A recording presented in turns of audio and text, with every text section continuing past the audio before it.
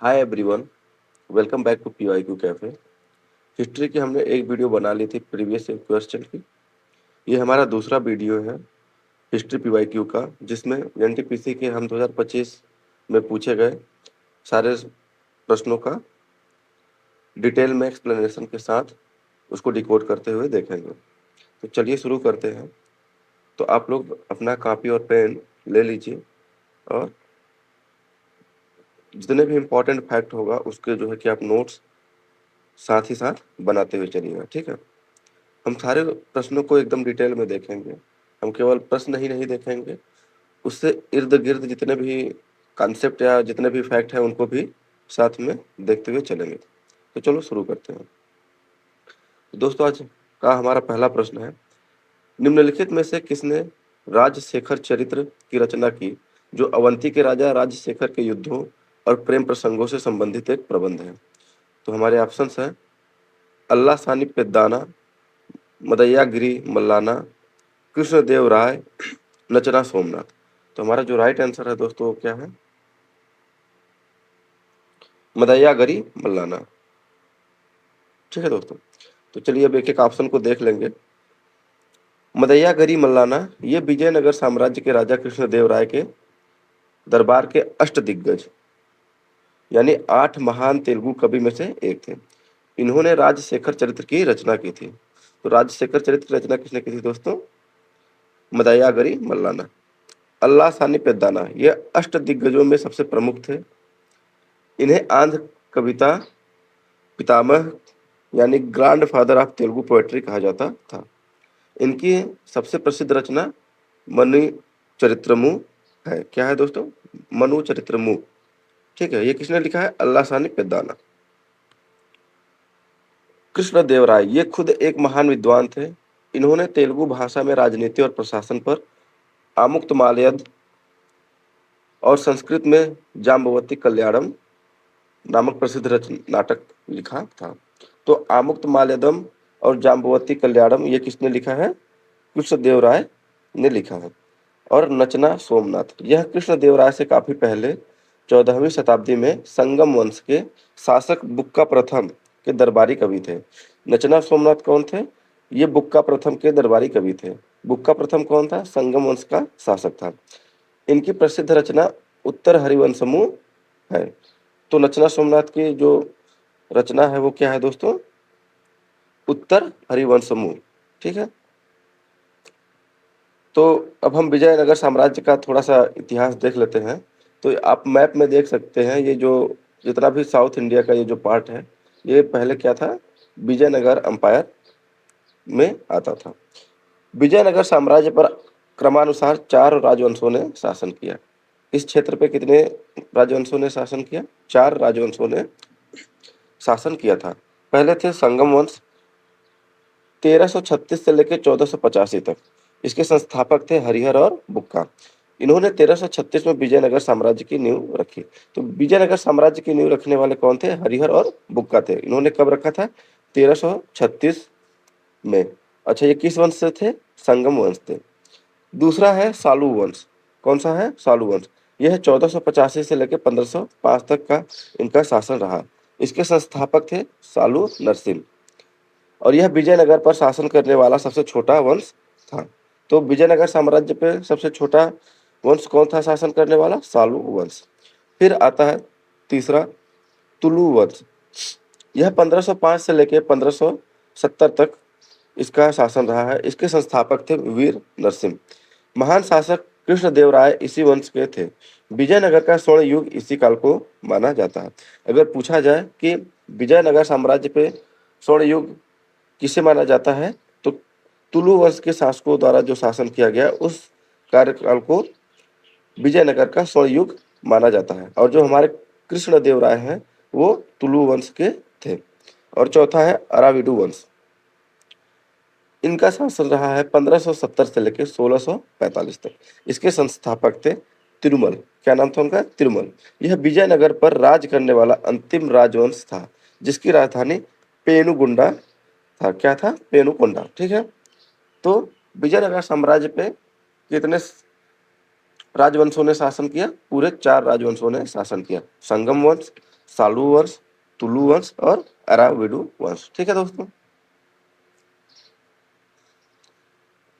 कृष्णदेव राय। अच्छा, अब हम कृष्णदेव राय के बारे में देख लेते हैं। वंश और कार्यकाल। तुलु वंश इनका था और शासनकाल था 1509 से लेकर 1529 ईस्वी तक। 21 वंश से थे तुलु वंश। अच्छा, इन्हीं के शासनकाल को विजयनगर साम्राज्य का स्वर्ण युग माना जाता है या कहा जाता है। अच्छा, इनकी उपाधियां क्या क्या थी? आंध्र भोज, अभिनव भोज, यवनराज स्थापनाचार्य। ठीक है। क्या क्या था? आंध्र भोज अगर पूछा जाए किसको कहा जाता है तो कृष्णदेव राय को कहा जाता है। अभिनव भोज, यवनराज स्थापनाचार्य भी कृष्णदेव राय को कहा जाता है। इनके समकालीन कौन थे? ये मुगल सम्राट बाबर के समकालीन थे। यानी जो उत्तर भारत में जो राजवंश जो शासन कर रहा था वो कौन था? बाबर। बाबर ने अपनी आत्मकथा बाबरनामा में इन्हें भारत का सबसे शक्तिशाली शासक बताया है। ठीक है। यानी बाबर की जो आत्मकथा है उसका क्या नाम है दोस्तों? बाबरनामा।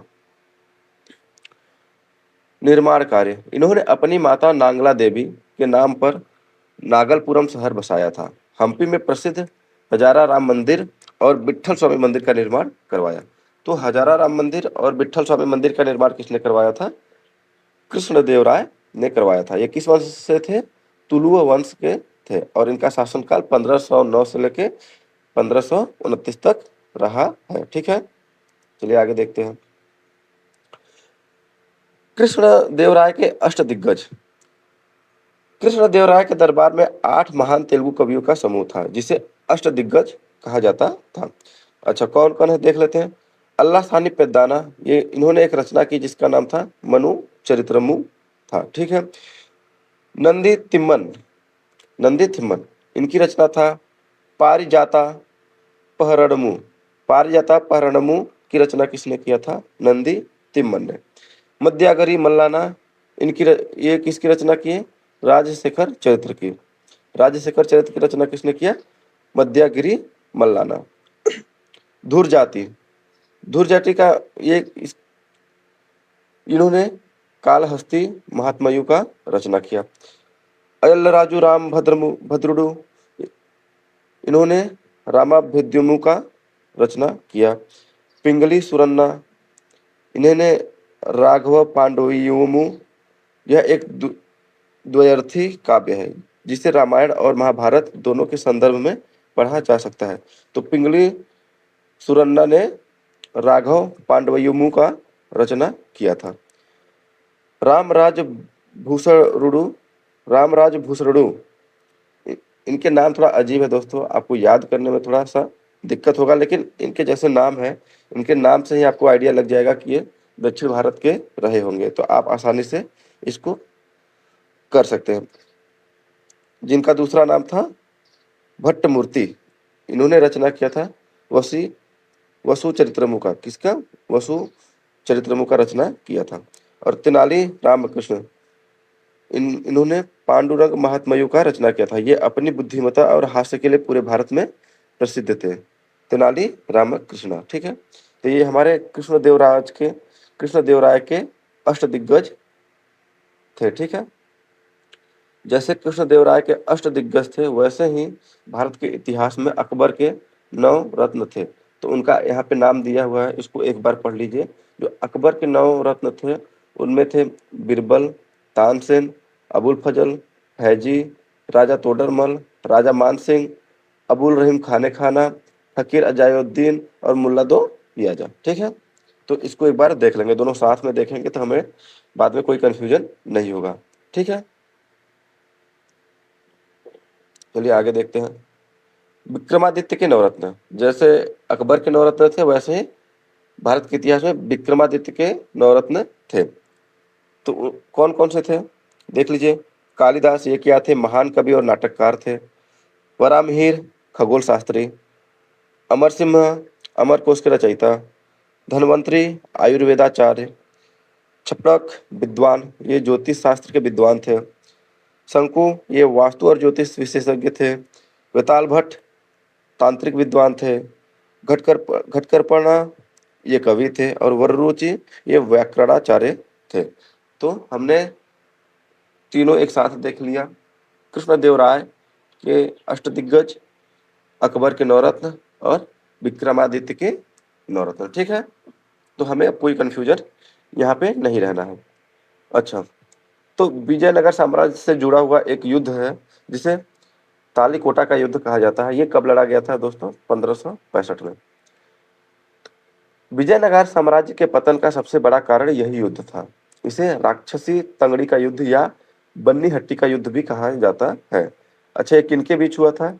यह युद्ध विजयनगर साम्राज्य, जिसका नेतृत्व प्रधानमंत्री राम राय कर रहे थे, और दक्कन की सल्तनत जैसे बीजापुर, अहमदनगर, गोलकुंडा और बीदर के संयुक्त संगठन के बीच हुआ था।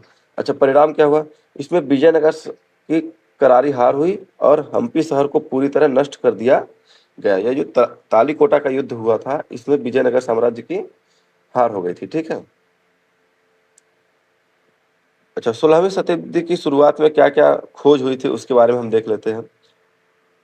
Pocket watch. 1510 में जर्मनी के आविष्कारक पीटर हेनलिन ने दुनिया की पहली पॉकेट वॉच यानी पोर्टेबल घड़ी का आविष्कार किया था। इसे नुरेमबर्ग एक्स भी कहा जाता है। तो अगर पूछा जाए कि नुरेमबर्ग एक्स क्या है, तो ये एक पॉकेट वॉच है। इसका खोज किसने किया था? पीटर हेनलिन ने किया था। कब किया था? 1510 ईस्वी में है। ये है हमारा नुरेमबर्ग एग। ये एक अंडे के जैसा दिखने वाला घड़ी है, ये पॉकेट वॉच है। ठीक है दोस्तों। रक्त परिसंचरण, ब्लड सर्कुलेशन।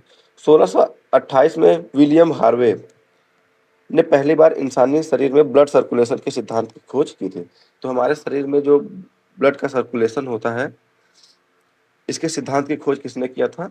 विलियम हार्वे ने किया था। कब किया था दोस्तों? 1628 में किया था। ठीक है। अच्छा, विदेशी यात्री का लिंक देख लेते हैं एक बार। विजयनगर काल में पुर्तगाली यात्रियों का खूब आना जाना हुआ। डोमिंगो पेस और डुआर्टे बारबोसा दोनों ही पुर्तगाली यात्री कृष्णदेवराय के शासनकाल में ही विजयनगर आए थे। अगर पूछा जाए कि कृष्णदेवराय के शासनकाल में निम्नलिखित में से कौन लोग आए थे, तो आपको इनका नाम याद होना चाहिए। तो उनका नाम है डोमिंगो पेस और डुआर्टे बारबोसा। ये दोनों क्या थे? पुर्तगाली थे। और ये किसके दरबार में आए थे? किसके शासनकाल में आए थे? ये कृष्णदेवराय के शासनकाल में आए थे। अच्छा, विजयनगर के राजवंश को याद करने का एक ट्रिक है। संगम में सालू और तुलु अरब गए, यानी कि संगम में यानी संगम वंश, सालू यानी सालू वंश, तुलु यानी तुलु वंश और अरब गए यानी अरविडू वंश। जो है कि हम इसको आसानी से याद कर सकते हैं। संगम में सालू और तुलु अरब गए।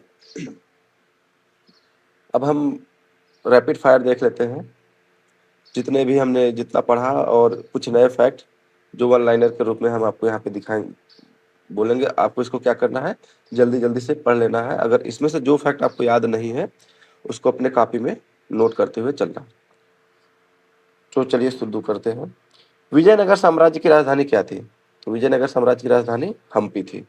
हम्पी शहर किस नदी के तट पर स्थित है? तुंगभद्रा नदी पर स्थित है। इटली का यात्री निकोलो डी कॉन्टी किसके दरबार में आया था? देवराय प्रथम के दरबार में आया था। तो निकोलो डी कॉन्टी जो है किसके दरबार में आया था? देवराय प्रथम के दरबार में आया था। फारस यानी पर्सिया का राजदूत अब्दुल रजाक किसके शासनकाल में विजयनगर आया था? देवराय द्वितीय के। देवराय प्रथम के दरबार में आया था निकोलो डी कॉन्टी, और देवराय द्वितीय के दरबार में आया था अब्दुल रज्जाक। पुर्तगाली यात्री फर्नाओ नुनीज किसके शासनकाल में आया था? अच्युत देव राय। अच्युत देव राय के शासनकाल में कौन आया था? फर्नाओ नुनीस। विजयनगर साम्राज्य का सबसे प्रसिद्ध सोने का सिक्का कहा क्या कहलाता है? वराह या पगोड़ा। विजयनगर शब्द का शाब्दिक अर्थ क्या होता है? जीत का शहर, सिटी ऑफ विक्ट्री। हरिहर और बुक्का ने अपने किस गुरु के नाम पर संगम वंश की स्थापना के बाद विद्यानगर बसाया था? गुरु विद्यारण के नाम पर बसाया था। ठीक है, तो इसी के साथ हमारा पहला प्रश्न समाप्त होता है। चलिए अब हम दूसरे प्रश्न की तरफ चलते हैं। यहाँ पे गलती से 3 लिखा गया है दोस्तों। ये हमारा प्रश्न संख्या क्या है? 2 है। ठीक। मध्य पुराण काल के दौरान भारत में शल्क उपकरण यानी फ्लैग टूल्स बनाने के लिए मुख्य रूप से किस तकनीक का उपयोग किया जाता था? ये जो मध्य पुरा पाषाण काल है, उस समय टूल्स बनाने के लिए यानी उपकरण बनाने के लिए किस तकनीक का उपयोग किया जाता था? तो ऑप्शन है लेवलोइस तकनीक, दूसरा है आघात विधि यानी परक्यूशन मेथड, तीसरा है ब्लेड टूल प्रौद्योगिकी यानी चौथा है दाब सल्कन यानी प्रेशर फ्लैकिंग। तो इसका जो राइट आंसर है वो क्या है दोस्तों?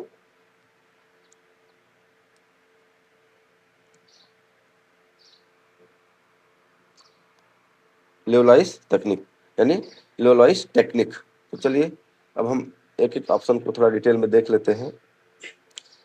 तो लेवलाइस तकनीक क्या होता है? यह पत्थर के औजार बनाने की एक एडवांस पूर्व तैयार कोर तकनीक यानी प्रीपेयर्ड कोर टेक्निक थी। इसमें पत्थर के मूल टुकड़े यानी कोर को पहले से एक खास आकार दिया जाता था और फिर एक ही सटीक प्रहार से एक धारदार सल्क यानी फ्लैक निकाल लिया जाता था। भारत में मध्य पूरा पाषाण काल इसी तकनीक पर आधारित था। आघात विधि, इसमें क्या होता है? यह सबसे प्राचीन और बेसिक तकनीक है निम्न पूरा पाषाण काल से।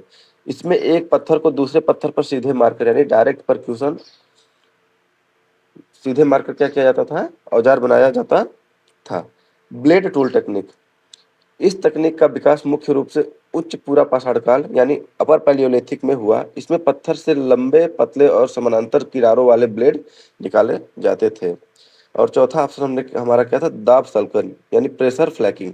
यह तकनीक मध्य पाषाण काल यानी मेसोलिथिक और नव पाषाण काल यानी नियोलिथिक काल में अधिक इस्तेमाल हुई। इसमें पत्थर पर वार करने के बजाय हड्डी या लकड़ी के नुकीले सिरों से दबाव डालकर किनारों को बारीक और तेज किया जाता था। ठीक। अच्छा, डॉक्टर एच डी संकालिया, ये जो है कि आर्कियोलॉजी से जुड़े हुए हैं, तो इनके बारे में हम थोड़ा सा डिटेल देख लेते हैं। तो इनका पूरा नाम क्या था? हसमुख धीरज लाल संकालिया। इनका योगदान क्या था? इन्हें आधुनिक भारतीय पुरातत्व और प्रागैतिहासिक काल का सबसे बड़ा विद्वान माना जाता है। अच्छा, खोज, इन्होंने ही 1956 में महाराष्ट्र के नेवासा और प्रवरा नदी के तट पर खुदाई की और साबित किया कि भारत में एक अलग मध्य पूरा पाषाण काल यानी मिडिल पैलियोलिथिक मौजूद था। नामकरण, संकालिया ने ही भारत के मध्य पूरा पाषाण काल को नेवासाई संस्कृति यानी नेवासियन कल्चर का नाम दिया था। अच्छा, इनका ऑटोबायोग्राफी है, उसका नाम याद रख लीजिएगा, born for archaeology and autobiography. ये जो है कि एच टी सांकालिया का ऑटोबायोग्राफी है। क्या नाम है उसका? उस बुक का born for archaeology and autobiography. ठीक। अच्छा, उस समय क्या इन्वेंशन और डिस्कवरी हुआ था? तो लेवलोइस नाम की उत्पत्ति। इस तकनीक को यह नाम फ्रांस की राजधानी पेरिस के एक उपनगर लेवलोइस पैरेट लेवलोइस पैरेट के नाम पर मिला है, क्योंकि 19वीं सदी में सबसे पहले यही पर इस तरह के औजारों की खोज हुई थी। यानी जो लेवलोइस नाम की उत्पत्ति हुई है, ये कहाँ से हुई है? फ्रांस की राजधानी पेरिस के एक उपनगर लेवलोइस पैरेट से। ठीक है, क्योंकि सबसे पहले यहीं पर इस तरह के औजारों की खोज हुई थी, इसलिए इस तकनीक का नाम क्या रख दिया गया? लेवलोइस रख दिया गया। ठीक है। आग का व्यापक उपयोग, हालांकि आग की खोज पहले हो चुकी थी, लेकिन नियंत्रित रूप से आग का उपयोग यानी कंट्रोल्ड यूज ऑफ फायर का मध्य पूरा पाषाण काल में नियंडरथल और होमो सेपियंस द्वारा व्यापक रूप से शुरू किया गया था। ठीक है, ये है लेवलेस टेक्निक। इसमें ये जो है कि हमारा कोर है, इसको पहले से एक आकार दे दिया जाता है और इस पे फिर एक सिंगल अटैक से यानी एक ही अटैक में इस पे मारते हैं और एक फ्लैग जो है कि साइड से निकल के जो चला आता है और यही फ्लैग काफी धारदार और नुकीला होता है जो औजार के रूप में प्रयोग किया जाता था। ठीक है, तो ये है हमारा लेवलोइस टेक्निक। अच्छा, पाषाण काल का वर्गीकरण। भारतीय पूरा पाषाण काल 3 भागों में बटा है। कितने भागों में बटा है दोस्तों? 3 भागों में बटा है। निम्न पूरा पाषाण काल यानी लोअर, इसमें उपकरण कौन से थे? चॉपर, हैंड एक्स यानी कुल्हाड़ी और क्लीवर। इसका प्रयोग किया जाता था। मानव कैसे होते थे? होमो इरेक्टस। और निम्न पूरा पाषाण काल से जुड़ी हुई कुछ प्रमुख स्थल कौन कौन से हैं? सोहन घाटी जो कि पंजाब में है, और बेलन घाटी जो कि उत्तर प्रदेश में है। मध्य पूरा पाषाण काल, इस समय प्रयोग होने वाले उपकरण सल्क यानी फ्लैक्स, खुरचनी यानी स्क्रैपर, भेदक यानी बोरस। और कच्चा माल क्या क्या था उस समय? क्वार्टजाइट की जगह चर्ट का प्रयोग होता था। जेस्पर और एगेट का प्रयोग किया जाता था। और उच्च पूरा पाषाण काल यानी अपर पैलियोलिथिक पीरियड, इसमें जो उपकरण यूज होते थे वो ब्लेड और ब्यूरिन्स थे। और उस समय के मानव आधुनिक मानव होमो सैपियंस का पहली बार उदय इसी काल में हुआ था। यानी कि जो होमो सैपियंस हैं, यानी जो जिनको हम आधुनिक मानव हैं, जो हम लोग हैं, ये इनका पहला उदय किस काल में हुआ? उच्च पूरा पाषाण काल में हुआ, ऐसा माना जाता है। ठीक है। अच्छा, मध्य पाषाण काल के बारे में देख लेते हैं। मेसोलिथिक, इसे संक्रमण काल कहते हैं। इसमें सूक्ष्म पाषाण उपकरण यानी माइक्रोलिथ का प्रयोग हुआ और इंसान ने पशुपालन यानी डोमेस्टिकेशन का भी शुरुआत किया था। यानी मध्य पाषाण काल में ही पशुपालन का प्रयोग यानी शुरुआत हुआ था। अच्छा, एक बार जो तीनों हमारे स्टेज हैं उसका की फ्रेम और की फीचर्स देख लेते हैं। तो जो पैलियोलिथिक है यानी पूरा पाषाण है, इसका जो टाइम पीरियड है वो 250 लाख वर्ष से लेके 10,000 BCE तक है। ठीक है, कब तक माना जाता है? 250 लाख से लेके यानी 2.5 मिलियन से लेके 10,000 BCE यानी ईसा पूर्व तक माना जाता है। उस समय का लाइफ स्टाइल क्या थे? घुमंतू रहते थे लोग, यानी नोमैडिक कहलाते थे। एक जगह से दूसरे जगह तक आते जाते रहते थे, एक ही जगह वो स्थिर रूप से नहीं रहते थे। और उस समय जो टूल्स यूज हुए, बड़े पत्थर के औजार यूज होते थे। अच्छा, उस समय का की फीचर क्या है? शिकार करना, भोजन संग्रह, आग का उपयोग, ये सब उस टाइम का की फीचर है। यानी कि आग का उपयोग होना शुरू हो गया था, भोजन का संग्रह भी शुरू कर दिए थे और लोग शिकार पे डिपेंड थे। मध्य पाषाण काल के बारे में देख लेते हैं। यह 10,000 ईसा पूर्व से लेके 8,000 ईसा पूर्व तक माना गया है। और उस समय का जो लाइफ स्टाइल वो था सेमी नोमैडिक, और टूल्स यूज होते थे छोटे औजार जिसको माइक्रोलिथ कहा जाता है। लिथ यानी होता है पत्थर, माइक्रो यानी होता है छोटा। यानी जो छोटे औजार हैं पत्थर के, वो का प्रयोग होते थे, मेसोलिथिक में होते थे। और उसमें मछली पकड़ना, अस्थायी जीवन की शुरुआत, ये सब जो है कि अपने शुरुआती पड़ाव पे थे। अच्छा, उसके बाद नवपाषाण, इसका जो टाइम पीरियड है 8,000 से लेकर 3,000 ईसा पूर्व तक माना जाता है। और उस समय जो लाइफ स्टाइल था वो अस्थायी जीवन था, यानी लोग एक जगह सेटल होना शुरू कर दिए थे। और उस समय जो औजार प्रयोग में लाए जाते थे वो चिकने पत्थर के औजार होते थे। खेती, पशुपालन, गांव, मिट्टी के बर्तन, इन सब का जो है कि का उदय हो चुका था। यानी लोग खेती करने लगे थे, पशुपालन भी करना शुरू कर दिए थे, और लोग बसना शुरू कर दिए थे। यानी गांव का भी निर्माण शुरू हो गया था। और मिट्टी के बर्तन का प्रयोग किया जाता था जो चीज़ों को यानी अनाजों का संग्रह करने के लिए। यानी अगर जब वो खेती कर रहे हैं तो जो अनाज निकलेगा तो उसको रखने के लिए उनको जरूरत पड़ी बर्तन की, तो उन्होंने उसमें बर्तन का भी निर्माण करना शुरू कर दिया था मिट्टी का। ठीक है। अच्छा, नर्मदा मानव की खोज, ये 1982 में हुआ था घटना। यह भारत के इतिहास की सबसे बड़ी पुरातात्विक खोजों में से एक है। भारत में मानव जीवाश्म यानी ह्यूमन फॉसिल का पहला और सबसे पुराना सबूत यही मिलता है। कहाँ पे? नर्मदा मानव। खोजकर्ता कौन था? भारतीय पुरातत्व सर्वेक्षण ASI के डॉक्टर अरुण सोनकिया। कौन? अरुण सोनकिया ने इसका खोज किया था। स्थान ये कहाँ पे है? मध्य प्रदेश के सीहोर जिले में नर्मदा घाटी के किनारे हथनौरा नामक ग्राम में। कौन सा ग्राम में? हथनौरा। अच्छा, मिला क्या था? एक प्राचीन मानव की खोपड़ी का ऊपरी हिस्सा, स्कूल कैप, जो होमो इरेक्टस प्रजाति का माना जाता है। अच्छा, ये अरुण सुनकिया का बुक है, discovery of early man from Narmada valley. ठीक, तो कभी कभी बुक और उसके राइटर का नाम पूछ देता है, ऑथर का नाम, तो हम इसको भी देखते चलेंगे। तो discovery of early man from Narmada valley, इसके लेखक कौन है? अरुण सोनकिया थे, जो कि नर्मदा मानव की खोज किए थे। ठीक है। और ये कहाँ पे था? मध्य प्रदेश के सीहोर जिले में नर्मदा घाटी के किनारे एक हथनौरा नामक ग्राम था, वहाँ पे इसकी जो है कि खोज हुई थी। ठीक। अच्छा, जियोग्राफी से क्या लिंक है? पाषाण काल के अधिकांश स्थल नदियों के घाटियों जैसे नर्मदा, गोदावरी, बेलन, सोहन में ही क्यों मिले? क्योंकि आदि मानव को औजार बनाने के लिए गोल और मजबूत पत्थर यानी पेबल्स जिसको बोला जाता है, वो नदियों के तलछट में ही आसानी से मिल जाते थे। साथ ही पानी और शिकार भी उपलब्ध था, इसलिए पाषाण काल के जितने भी अधिकांश स्थल हैं वो नदियों के घाटियों पे ही पाए जाते हैं। अच्छा, एक ट्रिक है। पूरा पाषाण काल के 3 चरणों के मुख्य औजार याद रखने की ट्रिक। लोअर में हाथ, मिडिल में सल्क और अपर में ब्लेड। तो यानी जो लोअर में था उसमें हैंड एक्स का यानी हाथ की कुल्हाड़ी का प्रयोग हुआ। मिडिल एज में क्या हुआ? फ्लैक यानी सल्प का यूज हुआ। और अपर एज में ब्लेड का यूज हुआ। तो इसके लिए ट्रिक क्या है? लोअर में हाथ, मिडिल में सल्प और अपर में ब्लेड। ठीक है। अब हम देख लेते हैं, वन लाइनर देख लेते हैं फटाफट। भारतीय प्रागैतिहासिक काल का जनक यानी father of Indian pre history किसे कहा जाता है? Robert Bruce foot. किसको कहा जाता है? रॉबर्ट ब्रूस फुट को कहा जाता है।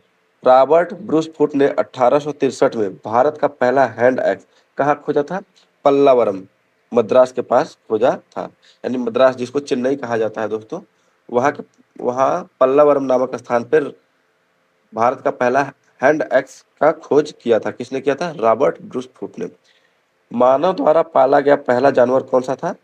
तो कुत्ता था। यानी फर्स्ट डोमेस्टिकेटेड एनिमल कौन सा था? डॉग। कब? मध्य पाषाण काल में पाला गया था। ठीक। पशुपालन के सबसे प्राचीन साक्ष्य भारत में कहाँ से मिले? तो बागौर जो कि राजस्थान और आदमगढ़ मध्य प्रदेश से मिले। कृषि के सबसे प्राचीन साक्ष्य कहाँ से मिले हैं? लहुरा देव उत्तर प्रदेश और मेहरगढ़ बलूचिस्तान, यहाँ से प्राप्त होते हैं। अगर ऑप्शन में लहुरा देव है तो लहुरा देव लगाएंगे, और अगर मेहरगढ़ है तो मेहरगढ़ सही उत्तर टिक करेंगे। चावल की खेती का सबसे पुराना प्रमाण कहाँ से मिलता है? तो कोल्डिहवा उत्तर प्रदेश से मिलता है। यानी अगर पूछे कि चावल की खेती का सबसे पुराना एविडेंस कहाँ से प्राप्त होता है, तो कोल्डिहवा, ये कहाँ पे है? उत्तर प्रदेश में है। ठीक है, वहां से मिलता है। पाषाण काल की विश्व प्रसिद्ध गुफा चित्रकारी यानी रॉक पेंटिंग कहाँ स्थित है? तो भीमबेटका मध्य प्रदेश में स्थित है। भीमबेटका की गुफाओं की खोज 1957 में किसने की थी? तो डॉक्टर वी.एस. वाकड़कर, विष्णु शंकर वाकड़कर ने की थी। कब की थी? 1957 में की थी। आग की राख यानी ऐश के सबसे पुराने साक्ष्य भारत में कहाँ मिले हैं? तो कुरनूल की गुफाओं से प्राप्त हुए हैं। किसके? राख जो होता है उसका साक्ष्य। तो कुरनूल कहाँ है दोस्तों? आंध्र प्रदेश में। हड्डी से बने औजार यानी बोन टूल्स भारी मात्रा में किस नव पाषाणिक स्थल से मिले हैं? तो चिरांद बिहार और बुरजहोम कश्मीर, यहाँ से मिले हैं। तो ये याद रखिएगा दोस्तों, चिरांद बहुत इंपॉर्टेंट है, ये एग्जाम में सीधे पूछा जाता है।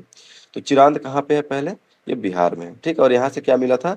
हड्डियों से बने औजार मिले थे। गर्तवास यानी पिट ड्वेलिंग्स, गड्ढे वाले घर के साक्ष्य कहाँ से प्राप्त हुए? तो बुरजहोम और गुफकरार, ये दोनों कहाँ पे स्थल है? जम्मू कश्मीर में है।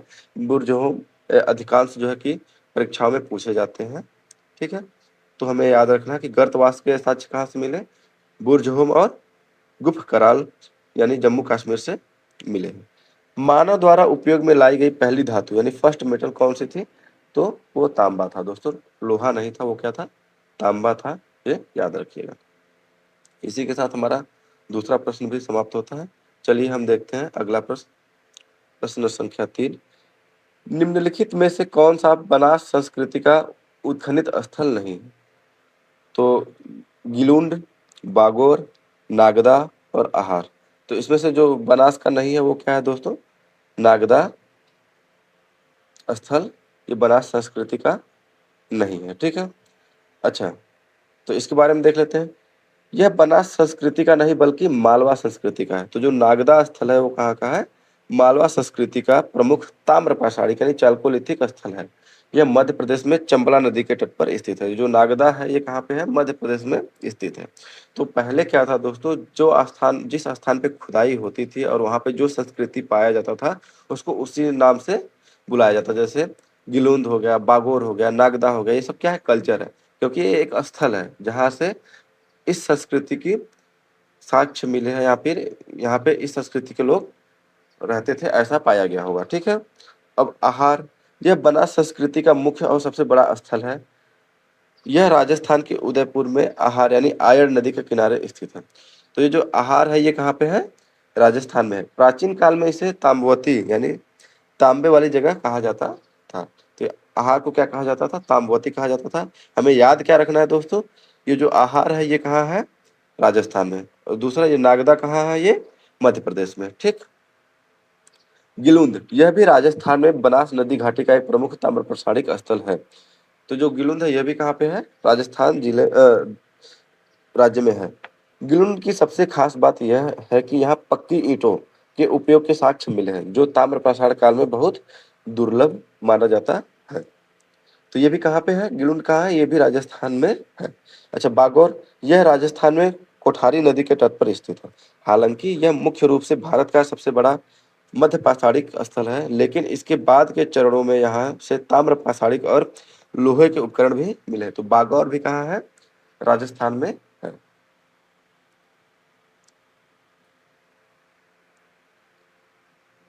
यहाँ हम देख सकते हैं आसानी से, यह है गिलुंद, आहार। ठीक है।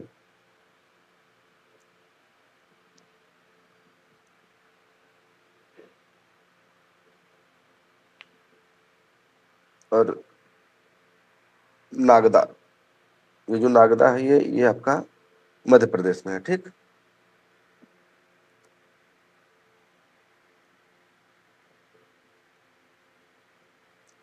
यहाँ देखिए मस्की है, ब्रह्मगिरी है, नौदा टोली है, लोथल, चणूतरो, मोहनजोदाड़ो, कालीबंगन, आलमगीरपुर, रोपर, हड़प्पा, ये सब आपको याद रखना है कि ये कहाँ पे पाए जाते हैं, किस स्टेट में पाए जाते हैं, इसको याद रखना है। तो गिलुंड, बागोर और आहार ये सब कहाँ पाए गए? ये सब पाए गए आपके राजस्थान में। और नागदा कहाँ पाया गया?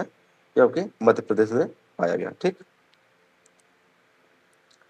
आहार बनास संस्कृति के बारे में हम थोड़ा डिटेल में देख लेते हैं। इसका कालखंड क्या था? लगभग 3000 ईसा पूर्व से 1500 ईसा पूर्व तक माना जाता है। ये चालकोलिथिक एज के टाइम का माना जाता है। भौगोलिक विस्तार, दक्षिण पूर्वी राजस्थान, मुख्यतः मेवाड़ क्षेत्र। ये कहाँ है? दक्षिण पूर्वी राजस्थान में है। और कौन से क्षेत्र में? मेवाड़। नदियाँ, यह संस्कृति मुख्य रूप से बनास नदी और उसकी सहायक नदियाँ जैसे आहार और बेड़च की घाटियों में विकसित हुई, इसलिए इसे बनास संस्कृति कहा जाता है। मुख्य विशेषता,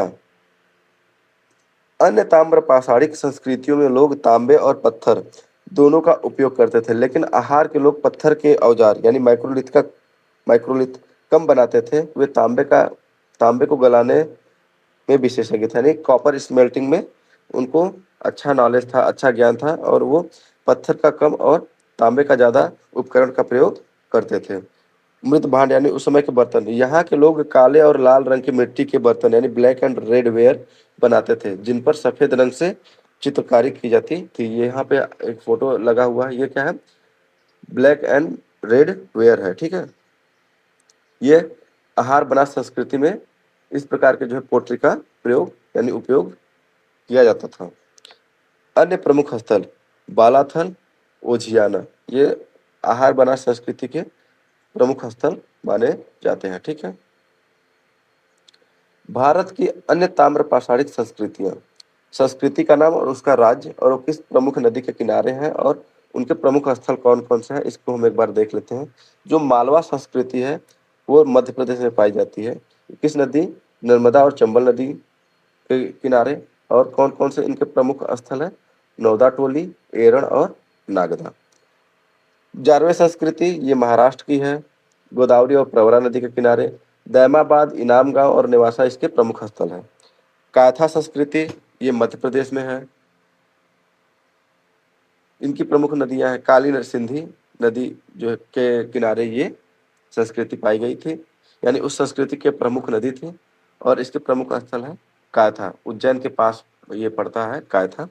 तो कायथा संस्कृति कहाँ किस राज्य की है? मध्य प्रदेश राज्य की है। ठीक। महान पुरातत्वविद archaeologist doctor V N Mishra योगदान, इन्होंने राजस्थान के इतिहास को दुनिया के सामने रखा था। किसने रखा था? वीएन मिश्रा ने। इन्होंने ही विकल्प बी में दिए गए बागोर, यानी ये जो बागोर है और आहार संस्कृति के स्थल यानी बालाथल की खोज और व्यापक खुदाई की थी। तो जो बागोर और बालाथल की खुदाई है वो किसने की थी? इसकी जो खुदाई है वीएन मिश्रा ने की थी। ये दोनों कहाँ पे है? राजस्थान में है। किस संस्कृति से है? आहार संस्कृति के स्थल है। ठीक। और डॉक्टर एच डी संकालिया, इन्होंने आहार यानी राजस्थान और नौदा टोली मध्य प्रदेश का सबसे प्रमुख उत्खनन किया था। ठीक है। तो बीएन मिश्रा जी का ये बुक है the Mesolithic age in South Asia और एन इंट्रोडक्शन टू आर्कियोलॉजी। ये किसका रचना है? ये एच डी संकालिया जी का है। ये एच डी संकालिया का है और ये वीएन मिश्रा जी का रचना है। ठीक है। उस समय के इन्वेंशंस देख लेते हैं।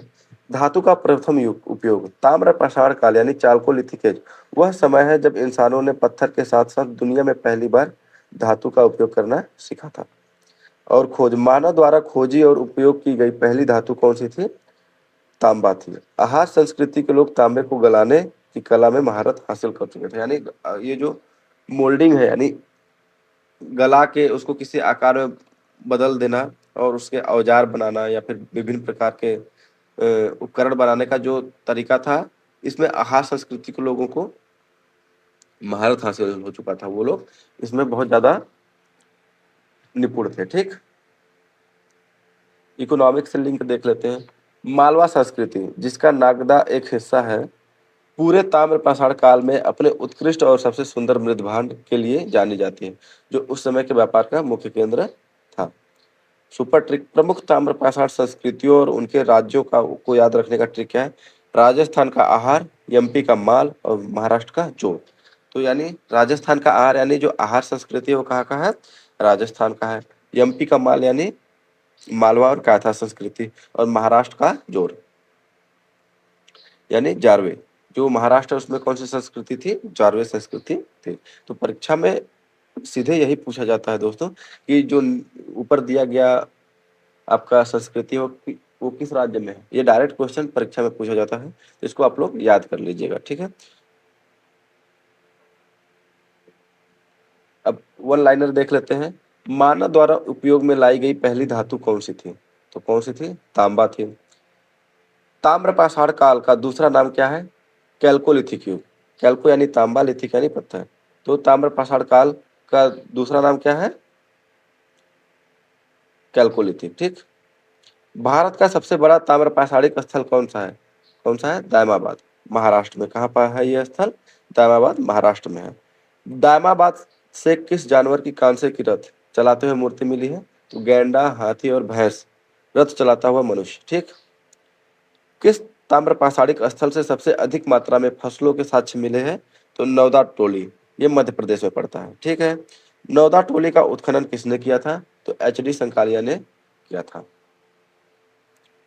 महाराष्ट्र के किस ताम्र पाषाणिक स्थल को किलेबंद यानी फोर्टिफाइड किया गया था और वहां से मातृ देवी की मूर्ति मिली थी? तो इनाम गांव। तो इनाम गांव को फोर्टिफाइड किया गया था और वहां से मातृ देवी की मूर्ति मिली थी। तांबे की 42 चूड़ियां और 29 कंगन किस संस्कृति के स्थल से मिले हैं? ये कायथा है, मध्य प्रदेश संस्कृति से मिले हैं। ताम्रवती, तांबे वाली जगह के नाम से किस प्राचीन स्थल को जाना जाता है? तो ये आहार, उदयपुर, राजस्थान। ठीक है। इस संस्कृति को ताम्रवती के नाम से जाना जाता है। मालवा संस्कृति का कौन सा स्थल सती प्रथा के शुरुआती ऐतिहासिक साक्ष्यों से जुड़ा हुआ है? यानी भानुगुप्त का अभिलेख जो 510 ईस्वी का, ये एरड़ अभिलेख है। ठीक है। कहाँ पे? मध्य प्रदेश में। उससे जुड़ा हुआ है। सती प्रथा का पहला जो है कि साक्ष्य किसमें मिलता है? एरड़ अभिलेख में मिलता है। ठीक है। ये कहाँ पाया गया? मध्य प्रदेश में पाया गया। गेरुवर्णी मृद भांड यानी ओकरे कलर्ड पोट्री, ओसीपी जिसको बोला जाता है शॉर्ट में, मुख्य रूप से किस कालखंड से संबंधित है? तो ये ताम्र पाषाण काल से संबंधित है। जॉर्वे संस्कृति के लोग अपने मृतकों को घर के फर्श के नीचे किस दिशा में दफनाते थे? उत्तर से दक्षिण दिशा में। ठीक है। किस दिशा में दफनाते थे? उत्तर से दक्षिण दिशा में दफनाते थे। इसी के साथ ही हमारा प्रश्न समाप्त होता है। चलिए हम अपने अगले प्रश्न की तरफ चलते हैं। निम्नलिखित में से कौन सा भारत के महाराष्ट्र और दौलताबाद किले के भीतर स्थित एक महत्वपूर्ण स्मारक नहीं है? ऑप्शन है जामी मस्जिद, भारत माता मंदिर, चांद मीनार, सिकंदर किला। तो हमारा जो राइट आंसर है वो क्या है दोस्तों, सिकंदर किला। सिकंदर किला, दौलताबाद में ऐसा कोई किला या स्मारक नहीं पाया गया है। ठीक है। सिकंदरा उत्तर प्रदेश के आगरा में है, जहां मुगल सम्राट अकबर का प्रसिद्ध मकबरा टॉम्ब ऑफ अकबर स्थित है। चांद मीनार, यह दौलताबाद किले का सबसे प्रमुख आकर्षण है। 1445 ईस्वी में इसे अलाउद्दीन बहमनी ने किले पर विजय के उपलक्ष्य में बनवाया था।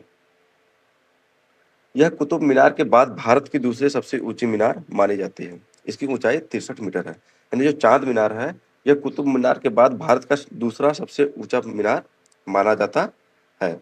अच्छा, इसको किसने बनवाया था? अलाउद्दीन अलाउद्दीन बहमनी ने बनवाया था। ठीक है। जामी मस्जिद, यह किले के अंदर स्थित एक विशाल प्राचीन मस्जिद है। इसे 1318 ईस्वी में दिल्ली सल्तनत के शासक कुतुबुद्दीन मुबारक शाह खिलजी ने बनवाया था। बाद में इसे भारत माता मंदिर में भी परिवर्तित किया गया। भारत माता मंदिर, यह भी दौलताबाद किले के प्रांगण में ही स्थित है। आजादी के बाद पुराने मंदिर ढांचे को भारत माता को समर्पित कर दिया गया था। लेकिन दोस्तों यहाँ पे एक बहुत बड़ा कंफ्यूजन है, उसको ध्यान रखिएगा। ऑप्शन में दिया हुआ था सिकंदर, इसलिए वह गलत माना जाता है। लेकिन अगर केवल भारत माता मंदिर पूछेगा तो भारत माता मंदिर उत्तर प्रदेश के वाराणसी जिले में भी एक मंदिर है जिसका नाम भारत माता मंदिर है। उसके बारे में देख लेते हैं। भारत माता को समर्पित एक अनोखा मंदिर भारत माता मंदिर है, जो पारंपरिक देवी देवताओं की मूर्तियों के बजाय भारत देश के मानचित्र की पूजा के लिए प्रसिद्ध है। ये जो आप फोटो तस्वीर लगी हुई है देख रहे हैं, यह आपका जो है ये भारत माता मंदिर है। यानी ये जो इसमें कोई कोई देवी देवता नहीं है दोस्तों, ये जो अपना भारत का मैप है, मानचित्र है, उसी को माता के रूप में माना जाता है और उसकी पूजा की जाती है। यह मंदिर कहाँ पे है? वाराणसी में स्थित है। इस मंदिर का उद्घाटन महात्मा गांधी ने 1936 में किया था। भारत माता मंदिर जो उत्तर प्रदेश के वाराणसी में है, उसका उद्घाटन किसने किया था? महात्मा गांधी ने किया था। कब किया था? 1936 में किया था। इसे स्वतंत्रता संग्राम के दौरान राष्ट्रीय एकता के प्रतीक के रूप में बनाया गया था। ठीक है। तुगलक वंश का इतिहास देख लेते हैं। चूंकि दौलताबाद को राजधानी बनाने का श्रेय तुगलक वंश को जाता है, इसलिए इससे जुड़े हुए कुछ हम फैक्ट देख लेते हैं। कालखंड 1320 से लेकर 1414 ईस्वी, दिल्ली सल्तनत में सबसे लंबे समय तक शासन करने वाला वंश कौन सा है? तुगलक वंश। कब से कब तक? 1320 से लेकर 1414 तक। इसके संस्थापक फाउंडर कौन है? गयासुद्दीन तुगलक। इनका शासनकाल 1320 से लेकर 1325 तक रहा। इन्होंने ही तुगलकाबाद शहर बसाया था। भारत में नहरों का निर्माण शुरू करने वाला पहला सुल्तान कौन है? भारत में नहरों का निर्माण करने वाला गयासुद्दीन तुगलक था। ठीक। मोहम्मद बिन तुगलक, शासनकाल 1325 से लेकर 1351 तक। इनका मूल नाम जौना खां था। इसे इतिहास में पढ़ा लिखा मूर्ख यानी एजुकेटेड फूल या रक्त पिपासु कहा जाता है। इब्न बतूता, मोरक्को का यात्री, इसी के दरबार में 1313 ईस्वी में आया था। तो इब्न बतूता किसके दरबार में आया था? मोहम्मद बिन तुगलक के दरबार में आया था। फिरोज शाह तुगलक, 1351 से लेकर 1388 तक इनका शासनकाल रहा। इन्होंने हिसार, फिरोजाबाद, जौनपुर जैसे 300 नए शहर बसाए। तो जौनपुर शहर किसने बसाया है? फिरोज शाह तुगलक ने बसाया है। ब्राह्मणों पर जजिया कर लगाने वाला पहला सुल्तान कौन है? फिरोज शाह तुगलक। तो जो इसके इंपॉर्टेंट फैक्ट है ना दोस्तों, उसको आप कॉपी में नोट करते हुए चलिए। जैसे सबसे लंबे समय तक शासन करने वाला वंश आपका तुगलक वंश। फाउंडर गयासुद्दीन तुगलक। तुगलकाबाद शहर बसाया। भारत में नहरों का निर्माण शुरू करवाया गयासुद्दीन तुगलक ने। उसके बाद मोहम्मद बिन तुगलक, इनको पढ़ा लिखा मूर्ख कहा जाता है या रक्त पिपासु कहा जाता है। और इब्न बतूता इन्हीं के दरबार में आया था। कब आया था? 1333 ईस्वी में आया था। फिरोज शाह तुगलक, जिसने ब्राह्मणों पर जजिया कर लगाने वाला पहला सुल्तान जिसे कहा जाता है। जौनपुर, हिसार, फिरोजाबाद जैसे शहर किसने बसाए थे? फिरोज शाह तुगलक ने बसाए थे। ठीक। तुगलक वंश का पतन, इसका अंतिम शासक कौन था? नसरुद्दीन महमूद शाह तुगलक। तुगलक वंश का आखिरी शासक कौन था? नासिरुद्दीन महमूद शाह तुगलक। अच्छा, तैमूर का आक्रमण 1398 ईस्वी। इसी शासक के समय में मध्य एशिया के क्रूर लुटेरे तैमूर लंग ने दिल्ली पर भयानक आक्रमण किया और उसे पूरी तरह से लूट लिया था। यानी जो तैमूर ने आक्रमण किया था वो कब किया था? नासिरुद्दीन महमूद शाह तुगलक के समय में किया था, सन 1998 में किया था। ये तैमूर कहाँ के थे? मध्य एशिया के थे। इसी आक्रमण ने तुगलक वंश की कमर तोड़ दी और 1414 में सैयद वंश की स्थापना हुई। तो तुगलक वंश के बाद दिल्ली सल्तनत पे 1414 में सैयद वंश की स्थापना हो जाती है। राजधानी परिवर्तन का परिणाम, कैपिटल शिफ्ट। घटना, मोहम्मद बिन तुगलक ने 1327 में अपनी राजधानी को दिल्ली से 1500 किलोमीटर दूर देवगिरी स्थानांतरित करने का आदेश दिया। नया नाम, उसने देवगिरी का नया नाम बदलकर दौलताबाद रखा था। कारण क्या था? सुल्तान का मानना था कि दौलताबाद भारत के केंद्र में है, जहां से उत्तर और दक्षिण दोनों पर शासन किया जा सकता है और यह मंगोल आक्रमणों से भी सुरक्षित था। विफलता, यह योजना एक भयानक त्रासदी साबित हुई। चिलचिलाती धूप में पैदल यात्रा करते हुए हजारों लोगों की मौत हो जाती है। वापसी, वहां पहुंचने के बाद सुल्तान को एहसास हुआ कि दौलताबाद से उत्तर भारत पर नियंत्रण रखना मुश्किल है। अंततः 1335 में उसने फिर से राजधानी दिल्ली ले जाने का फरमान सुना दिया था। यानी जो मोहम्मद बिन तुगलक ने तुगलक है, उन्होंने क्या किया था? 1327 में अपनी राजधानी को दिल्ली से पहले देवगिरी ले जाते हैं। देवगिरी का नाम बदलकर क्या कर देते हैं? दौलताबाद। लेकिन उसके 7-8 साल बाद ही वो उनको जब पता चलता है कि ये फैसला उनका बहुत ही ब्लंडर मिस्टेक है, तो वो क्या करते हैं कि अपनी राजधानी को वापस से 1335 में ही दिल्ली वापस ले जाने का फरमान सुना देते हैं। ठीक है। अच्छा, तो तुगलक वंश के सभी शासक और उनका शासनकाल एक नज़र में हम देख लेते हैं इस टेबल के जरिए क्या क्या है। गयासुद्दीन तुगलक, शासनकाल 1320 से लेकर 1325 ईस्वी तक। वंश की स्थापना किए थे, प्रशासन बहुत मजबूत था इनका। महत्वपूर्ण तथ्य, तुगलकाबाद किला बनवाया। तुगलकाबाद किला किसने बनवाया? गयासुद्दीन तुगलक ने। व्यवहारिक और कठोर थे। मोहम्मद बिन तुगलक उसके बाद 1325 से 1351 तक, यानी लगभग 26 साल शासन किए। इन्होंने राजधानी परिवर्तन किया था, दिल्ली से दौलताबाद, फिर दौलताबाद से दिल्ली। कब? 1327 में दिल्ली से दौलताबाद लेके गए, फिर 1335 में दौलताबाद से दिल्ली वापस लेके आए। और टोकन मुद्रा का भी प्रचलन मोहम्मद बिन तुगलक ने शुरू किया था। नीतियां इनोवेटिव थी पर असफल थी, यानी ये कुछ नया करने की सोचते थे लेकिन असफल हुए थे। बुद्धिमान लेकिन अव्यवहारिक था। फिरोज शाह तुगलक 1351 से लेकर 1388 तक।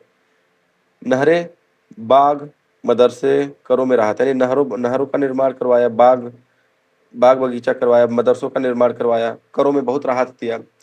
अशोक स्तंभ को दिल्ली लाने वाला फिरोज शाह तुगलक ही था। ठीक है। और इसकी प्रकृति कैसी थी? जन कल्याणकारी थी। गयासुद्दीन तुगलक द्वितीय, देखो गयासुद्दीन तुगलक प्रथम जो थे वो थे वंश की स्थापना करने वाले प्रथम शासक थे तुगलक वंश के। ये क्या है? गयासुद्दीन तुगलक द्वितीय। 1388 से लेकर 1389 तक कमजोर शासन था इनका, जल्दी हटा दिया गया। ठीक। अबू बकर शाह 1389 से लेकर 1390, यानी 1 साल तक आंतरिक संघर्ष इनके समय बहुत हुआ। सत्ता संघर्ष में हार गए और अस्थिर रहा इनका शासनकाल। नासिरुद्दीन मोहम्मद शाह 1390 से लेकर 1394 तक अस्थिरता जारी थी, कमजोर नियंत्रण था और कमजोर शासक थे ये।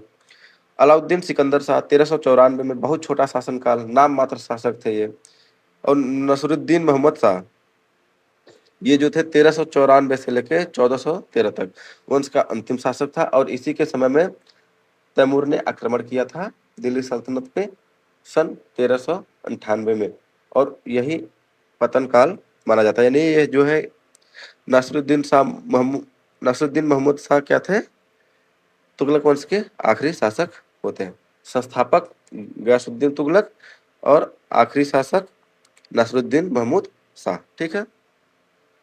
देखो मोहम्मद शाह नहीं है दोस्तों, ये कंफ्यूजन वाला है, यहाँ पे आप लोग देख लीजिएगा एक बार, हम खुद कंफ्यूज हो जा रहे हैं कन्फ्यूजन हो जाता है दोस्तों। ये दोनों देखिए, नासरुद्दीन मोहम्मद शाह ये आखिरी शासक नहीं है, नासिरुद्दीन महमूद शाह आखिरी शासक है, ये ध्यान रखिएगा, ठीक है, इसमें कंफ्यूज नहीं होइएगा। दौलताबाद देवगिरी किला, इसके बारे में देख लेते हैं। इसका लोकेशन क्या है, छत्रपति संभाजी नगर, पूर्व में औरंगाबाद और महाराष्ट्र, यानी छत्रपति संभाजी नगर में दौलताबाद किला है, ठीक। इसके पूर्व में क्या है, औरंगाबाद, यानी इसका पहला नाम औरंगाबाद था।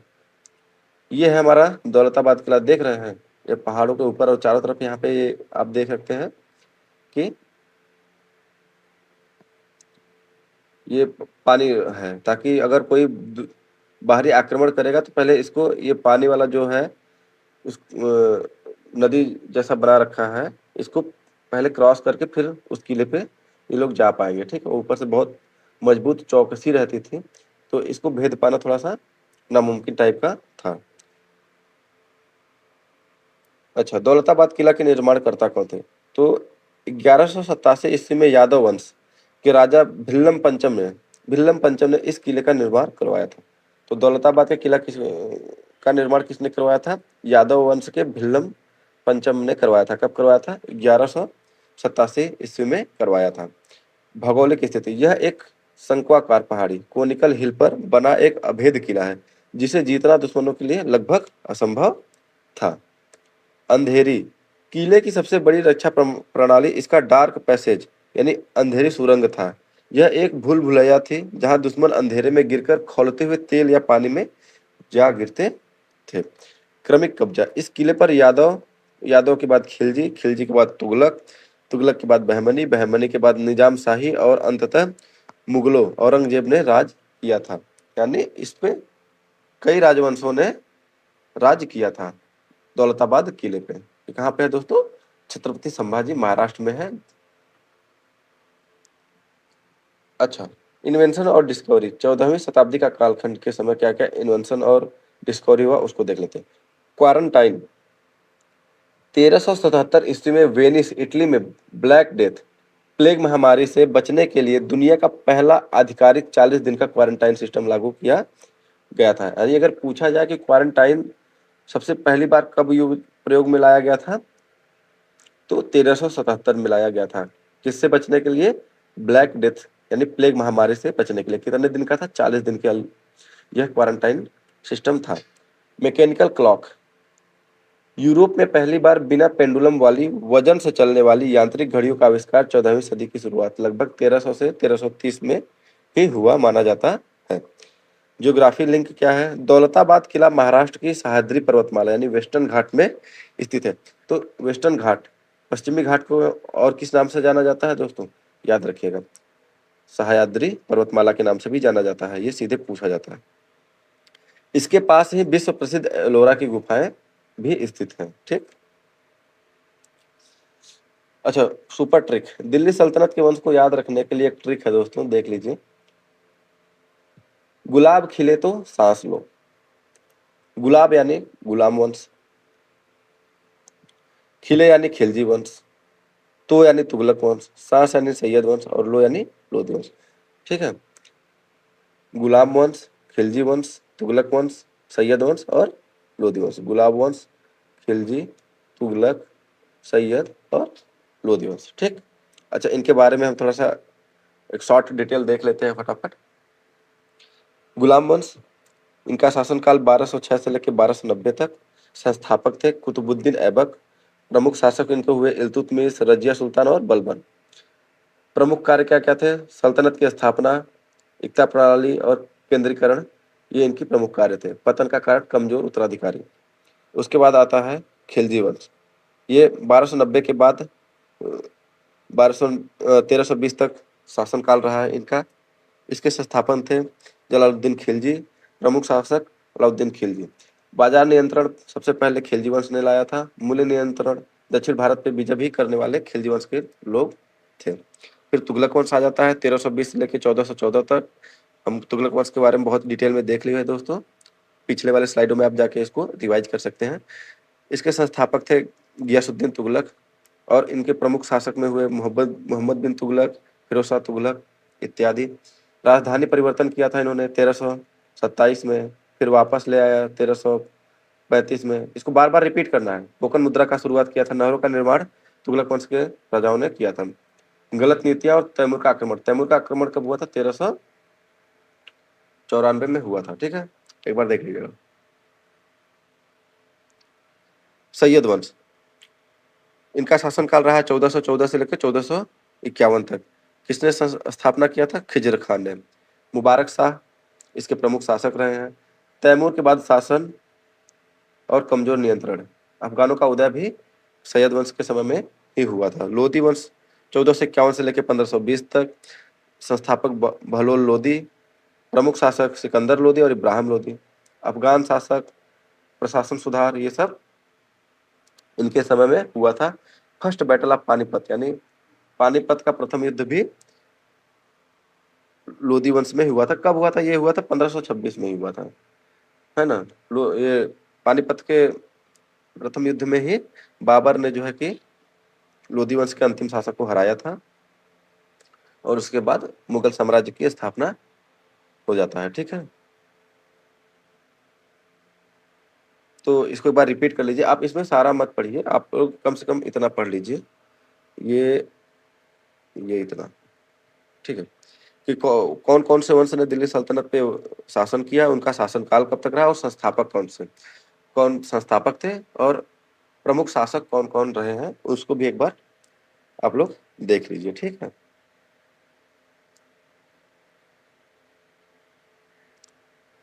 अच्छा, भारत के जितने भी प्रमुख किले हैं उनको हम एक एक करके देखते हुए चलेंगे। एक यहीं पे आप लोग पूरा पॉइंट वाइज नोट करते हुए चलिएगा। भारत का सबसे बड़ा किला कौन सा है? तो भारत का सबसे बड़ा किला चित्तौड़गढ़ का किला राजस्थान में है। ठीक है, ये है चित्तौड़गढ़ का किला। ये कहाँ पे है दोस्तों? राजस्थान में है। किस किले को दक्कन की कुंजी, किस किले को दक्कन की कुंजी कहा जाता है? असीरगढ़ का किला, मध्य प्रदेश। ये है असीरगढ़ का किला, मध्य प्रदेश में। इसको दक्कन की कुंजी कहा जाता है। छत्रपति शिवाजी महाराज का जन्म किस किले में हुआ था? तो छत्रपति शिवाजी महाराज जी का जन्म शिवनेरी का किला, पुणे महाराष्ट्र में हुआ था। ये है हमारा शिवनेरी का किला। ये कहाँ पे है दोस्तों? पुणे महाराष्ट्र में है। शिवाजी महाराज का राज्याभिषेक किस किले में हुआ था? तो जो शिवाजी महाराज का जो राज्याभिषेक है वो रायगढ़ का किला महाराष्ट्र में हुआ था। यानी जो रायगढ़ का किला कहाँ है दोस्तों? महाराष्ट्र में है, उसमें हुआ था। तो हमको देखो कौन सा किला किस राज्य में है वो भी याद रखना है, और उस किले में क्या इंपॉर्टेंट घटना घटी है उसको भी हम देखते हुए चलेंगे। ठीक, गोलकुंडा का किला किस राज्य में स्थित है? तो ये हैदराबाद तेलंगाना में स्थित है। ये है गोलकुंडा किला। गोलकुंडा किले का निर्माण मुख्य रूप से किस वंश ने करवाया था? कुतुब शाही वंश ने करवाया था। किसने करवाया था? कुतुब शाही वंश ने करवाया था। तो जो गोलकुंडा फोर्ट है इसका स्थान कहाँ है?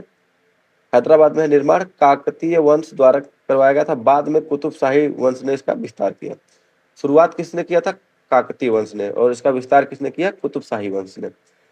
कोहिनूर हीरा यहीं से जुड़ा माना जाता है। ठीक है, जो कोहिनूर हीरा है वो कहाँ से माना जाता है? यहीं से माना जाता है, गोलकुंडा फोर्ट। इतिहास 1687 में औरंगजेब ने किले पर कब्जा कर लिया था, और गोलकुंडा फोर्ट पे 1687 में किसने? 1687 में औरंगजेब ने कब्जा कर लिया था। किस किले को मुगलों के समय जिब्राल्टर ऑफ इंडिया कहा जाता था? जिब्राल्टर ऑफ इंडिया ग्वालियर के किले को कहा जाता था। किसको कहा जाता था? ग्वालियर का किला। ये है दोस्तों ग्वालियर का किला है। ये कहाँ है? मध्य प्रदेश में है। इसको क्या कहा जाता है? जिब्राल्टर का किला। ठीक है, अच्छा, ग्वालियर के किले का निर्माण किसने करवाया था? राजा मानसिंह तोमर ने करवाया था। तो ये जो ग्वालियर फोर्ट है इसका निर्माण किसने करवाया था? राजा मानसिंह तोमर ने करवाया था। ये इसके बारे में देख लीजिए। स्थान ग्वालियर। निर्माण प्राचीन किला, कई शासकों तोमर, मुगल, मराठाओं द्वारा विकसित। भारत का जिब्राल्टर कहा जाता है। मजबूत, बहुत मजबूत किला है ये। अंदर प्रमुख स्थल मान मान मंदिर महल और सास बहु मंदिर, ये दोनों इस किले के अंदर हैं। कौन कौन से? मान मंदिर महल और सास बहु मंदिर। बाबर ने इसे महत्वपूर्ण किला बताया। कि बाबर ने किस किले को महत्वपूर्ण बताया था? ग्वालियर किले को बताया था। कई बार सत्ता परिवर्तन हुआ, जैसे मुगल, फिर मराठा, फिर ब्रिटिश, है ना। तो ये है हमारा ग्वालियर का किला मध्य प्रदेश, और ये है हमारा गोलकुंडा फोर्ट हैदराबाद। ठीक, कांगड़ा का किला, कांगड़ा फोर्ट, जिसे भारत के सबसे पुराने किलों में से एक माना जाता है, वो कहाँ पे है? हिमाचल प्रदेश। ये हमारा कांगड़ा किला है, ये कहाँ पे है दोस्तों? हिमाचल प्रदेश में है। मेहरानगढ़ का किला, मेहरान ये कहाँ पे स्थित है? ये है मेहरानगढ़ का फोर्ट। ये जोधपुर राजस्थान में स्थित है। किसके द्वारा बनवाया गया था? राव जोधा द्वारा निर्मित किया गया। ये जो मेहरानगढ़ का किला किसके द्वारा बनवाया गया है? राव जोधा के द्वारा बनवाया गया है। आमेर का किला, ये किस इसका निर्माण किसने करवाया था? राजा मानसिंह प्रथम ने करवाया था। ये कहाँ पे है? जयपुर में। आमेर का किला कहाँ है? जयपुर में है। ठीक है। लाल किला और आगरा का किला, रेड फोर्ट और आगरा फोर्ट किसने बनवाया? लाल किला शाहजहां ने बनवाया और आगरा का किला अकबर ने बनवाया। ये है लाल किला दोस्तों। तो लाल किला का निर्माण किसने करवाया था? शाहजहां ने। और आगरे का किला का निर्माण किसने करवाया था?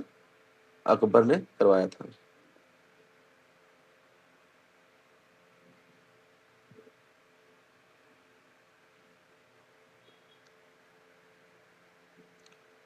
हमारा अगला प्रश्न है, प्रारंभिक बौद्ध साहित्य के अनुसार राजा बिंबिसार के शासनकाल के दौरान मगध राज्य में कितने गामा यानी गांव विद्यमान थे?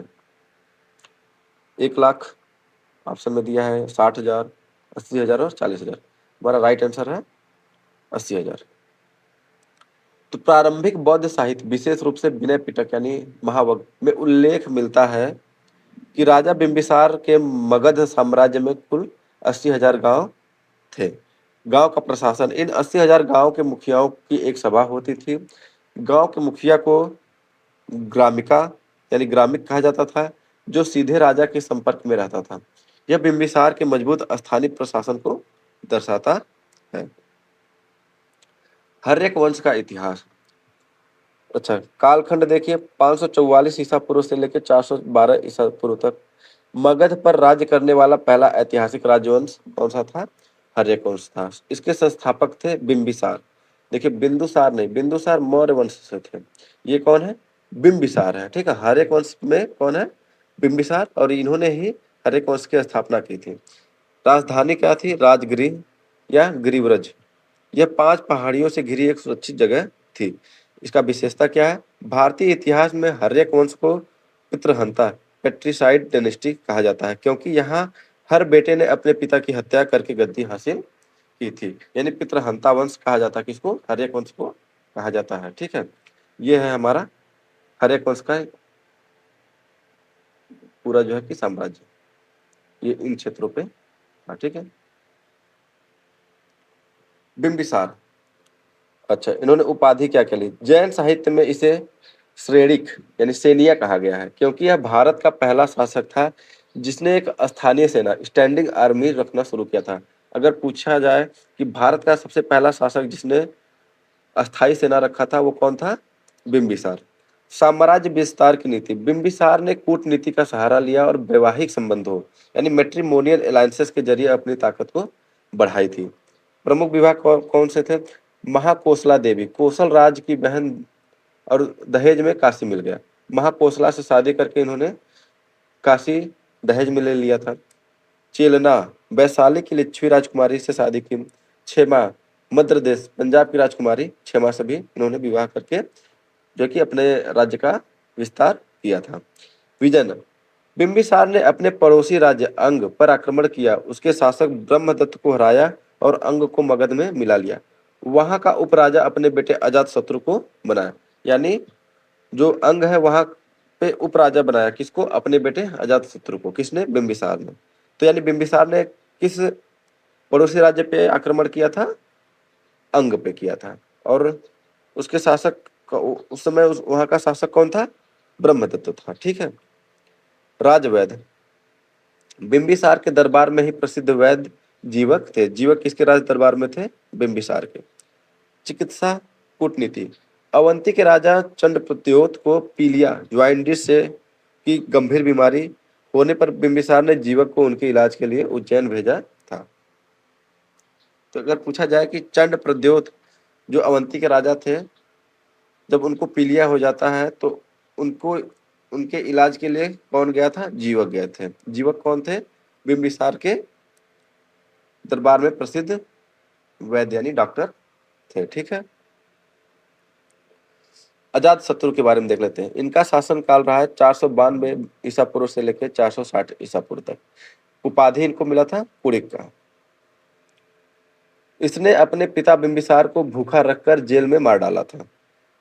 ठीक है, इसलिए इस राजवंश को पितृहंता किया जाता, क्योंकि सभी ने अपने पिताओं की हत्या करके ही राज सिंहासन को हासिल किया था। युद्ध के नए हथियार। इसने वैशाली के लिच्छवियों के खिलाफ 16 साल तक युद्ध लड़ा और 2 नए भयंकर हथियारों का उपयोग किया था, महाशिलाकंटक और रथमुसल। ये सीधे प्रश्नों में पूछा गया है कि महाशिलाकंटक और रथमुसल प्रयोग करने वाले कौन शासक थे? तो आप लोगों को याद होना चाहिए, अजात शत्रु। अच्छा, महाशिलाकंटक क्या था? भारी पत्थर फेंकने वाली मशीन, कैटापुल्ट, जैसे आप लोग उसमें देखे होंगे बाहुबली में। ठीक है, वो बड़े बड़े पत्थर को एक कैटापुल्ट पे रख के और रस्सी से खींच के टेंशन में डाल दिया, बहुत हाई टेंशन। तो जैसे ही रस्सी को काटा तो वो क्या होता है कि पत्थर उड़ के जाएगा और दुश्मन के खेमे में गिरेगा और उसके नीचे जितने भी लोग आएंगे वो दब के मारे जाएंगे। और रथ मुसल एक ऐसा रथ है जिसमें गदा या ब्लेड लगे होते थे, जो भल्लाल देव प्रयोग में करता था, है ना, आपने देखा होगा बाहुबली उसमें। और वह तबाही मचाता था, है ना। उसके मतलब रथ के सामने या फिर गदा लगा रहेगा या फिर ब्लेड लगा रहेगा, और जैसे जैसे रथ चलेगा तो वो ब्लेड भी जो है कि उसके साथ साथ घूमता था, और सामने जो भी आएंगे वो कटेंगे या फिर जो है कि गदे से लगेगा और उनकी मृत्यु हो जाएगी। मतलब ये तरीका था वो जो अजात शत्रु ने यूज किया था। अच्छा, बौद्ध संगीति। तो प्रथम बौद्ध संगीति भी अजात शत्रु के समय में हुआ था। गौतम बुद्ध के महापरिनिर्वाण के तुरंत बाद 483 ईसा पूर्व में राजगृह की सतपर्णी गुफा में प्रथम बौद्ध संगीत यानी फर्स्ट बुद्धिस्ट काउंसिल का आयोजन अजात शत्रु ने ही करवाया था। ठीक, अब आइए देखते हैं अगला शासक उदयीन। कौन है? उदयीन। यह अजात शत्रु का बेटा था। इसने गंगा और सोन नदी के संगम पर पाटलिपुत्र नामक शहर की स्थापना की और उसे मगध की नई राजधानी बनाया। तो उदयीन ने क्या किया था? पाटलिपुत्र शहर बसाया और उसको अपनी राजधानी बनाता। पहले क्या था राजधानी? पहले राजधानी था राजगृह या गिरिव्रज, और उसको बदल दिया पाटलिपुत्र में। किसने? उदयीन ने। अच्छा, हर्यक वंश का अंतिम शासक। हर्यक वंश का अंतिम शासक नागदस था, जिसे जनता और उसके आमत ने हटा दिया था। नागदस कौन था? हर्यक वंश का अंतिम शासक था। अच्छा, तो संस्थापक कौन है? बिंबिसार। और अंतिम शासक कौन है? नागदस। बीच में कौन कौन थे? अजात शत्रु और उदयीन भी शासन करते हैं। ठीक, मगध का उत्कर्ष। 16 महाजनपद। 6ठी शताब्दी ईसा पूर्व में पूरा उत्तर भारत 16 बड़े राज्यों महाजनपदों में बटा हुआ था। साहित्यिक प्रमाण। 16 महाजनपदों की सबसे प्रामाणिक सूची बौद्ध ग्रंथ अंगुत्तर निकाय और जैन ग्रंथ भगवती सूत्र में मिलती है। ये मैप में आप जो देख रहे हैं 16, ये कंबोज हो गया, और फिर गंधार, कम, उसके बाद कुरु, मत्स्य, सूरसेन, पंचाल, कोसल, मल्ल, वज्जी, काशी, मगध, अंग, वत्स, चेदी, अवंती, अस्मक, ये सभी क्या 16 महाजनपद हैं। अच्छा, इनका प्रमाण कहाँ कहाँ मिलता है? बौद्ध ग्रंथ के अंगुत्तर निकाय में और जैन ग्रंथ के भगवती सूत्र में मिलता है। ठीक, मगध की सफलता के कारण 16 राज्यों में मगध सबसे शक्तिशाली बनकर उभरा, क्योंकि लोहे की समृद्ध खदान, हथियार और खेती के लिए जो है जो प्रयोग में लाया जाता, तो लोहे की समृद्ध खदान कहाँ? यहीं पे था। और जंगलों में हाथियों की भारी उपलब्धता, जो कि सेना में उपयोग करने के लिए था, वो भी इसी साम्राज्य जो है कि क्षेत्र में था, महाजनपद में था। अच्छा, पॉलिटिकल से लिंक देख लेते हैं। बिंबिसार के काल में गांवों का जो स्वशासन ग्रामिका के हाथ में था, वही व्यवस्था सदियों बाद चोल साम्राज्य के स्थानीय प्रशासन और आधुनिक भारत के संविधान के अनुच्छेद 40 ग्राम पंचायत का मूल आधार बनता। जो गांव का जो कॉन्सेप्ट था बिंबिसार के समय में, वही आगे चल के चोल साम्राज्य में स्थानीय प्रशासन और आधुनिक भारत में संविधान के अनुच्छेद 40 के जो कि ग्राम पंचायत है उसका आधार बनता है। सुपर ट्रिक देख लेते हैं। मगध पर राज्य करने वाले शुरुआती 4 राजवंशों की सही क्रम याद करने की ट्रिक। कौन? हसीन, मासुका। तो हसीन यानी हर्यक वंश, सी यानी शिशुनाग वंश, न यानी नंद वंश, और मासुका यानी मौर्य।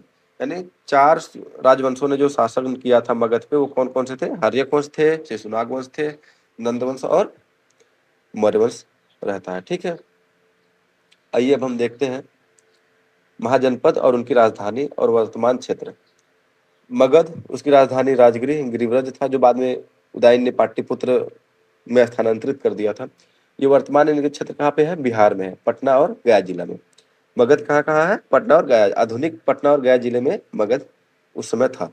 अंग यानी चंपा, राजधानी चंपा, भागलपुर और मुंगेर बिहार में। वज्जी, राजधानी वैशाली, मुजफ्फरपुर और दरभंगा बिहार में। काशी, वाराणसी, ये तो सबको आसानी से याद है, ये वाराणसी के आसपास का क्षेत्र, ये उत्तर प्रदेश में। कौशल, राजधानी श्रावस्ती या फिर साकेत। फैजाबाद, गोंडा, बहराइच, ये भी उत्तर प्रदेश में। मल्ल, कुशीनगर, पावा इसकी राजधानी है। देवरिया, बस्ती, गोरखपुर उत्तर प्रदेश में। वत्स, राजधानी कौशाम्बी, प्रयागराज, इलाहाबाद के आसपास उत्तर प्रदेश में। चेदी, राजधानी सुक्तिमती, बुंदेलखंड क्षेत्र उत्तर प्रदेश मध्य प्रदेश बॉर्डर पे। पांचाल, राजधानी अहिछत्र और काम्पिल, वर्तमान क्षेत्र बरेली, बदायूं, फर्रुखाबाद उत्तर प्रदेश, ये सभी उत्तर प्रदेश में है। सूरसेन, राजधानी मथुरा, मथुरा के आसपास का क्षेत्र उत्तर प्रदेश। कुरु, राजधानी इंद्रप्रस्थ, दिल्ली, मेरठ, हरियाणा का क्षेत्रफल। अवंती, इसकी राजधानी उज्जैनी या फिर महिष्मती, वर्तमान क्षेत्र मालवा, उज्जैन और मध्य प्रदेश में। मत्स्य, राजधानी विराटनगर, जयपुर, अलवर, भरतपुर राजस्थान। अस्मक, राजधानी पोतन प्रतिष्ठान, गोदावरी नदी घाटी महाराष्ट्र में। गांधार, तक्षशिला, पेशावर और रावलपिंडी पाकिस्तान में। कंबोज, हाटक और राजपुर इसकी राजधानी है, ये राजौरी कश्मीर और हजारा पाकिस्तान में। यानी जो दूसरे देश में ये दो हैं, कौन कौन से? गांधार और कंबोज। और अगर पूछा जाए कि साउथ दक्षिण भारत में एकमात्र कौन सा है, तो अस्मक है। ठीक है, ये अस्मक। अच्छा, अब ट्रिक देख लेते हैं लोकेशन के हिसाब से। 16 महाजनपदों के नाम रटने के बजाय उनका राज्यवार फार्मूला याद कर देख लेते हैं। यूपी में कितने हैं? 8 है, बिहार में 3 है और विदेशी 2, बाकी के 3, यानी 8 3 2 3। उत्तर प्रदेश में 8, बिहार में 3, विदेशी 2 और बाकी 3। ठीक है, कौन कौन से उत्तर प्रदेश में 8 कौन कौन से हैं? काशी, कौशल, मल्ल, वत्स, चेदी, पांचाल, सूरसेन और कुरु। बिहार में 3 कौन से हैं? मगध, अंग और वज्जी। भारत के बाहर 2 हैं, गांधार और कंबोज, ये दोनों पाकिस्तान और अफगानिस्तान में है। बाकी जो 3 कौन कौन से हैं? मध्य प्रदेश में 1 है अवंती, राजस्थान में 1 है मत्स्य और साउथ में 1 है अस्मक। ठीक है, अच्छा, यहाँ पे हमने दोस्तों देखो 16 राजधानियों की सुपर ट्रिक बना रखी है कि मतलब राजधानी और महाजनपद को कैसे याद करेंगे। तो सीधे नाम अगर याद नहीं होगा तो भी अगर आप ऑप्शन को देखोगे तो आप आसानी से बता दोगे कि हाँ, इस महाजनपद की राजधानी यही होगी। चलो एक एक करके देख लेते हैं, थोड़ा टाइम लगेगा लेकिन आपको इसको देख लेने के बाद आसानी से आ जाएगा। जो अंग है, महाजनपद अंग, इसकी राजधानी क्या है? चंपा है।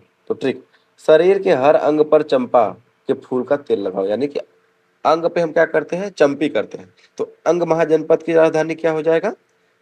चंपा।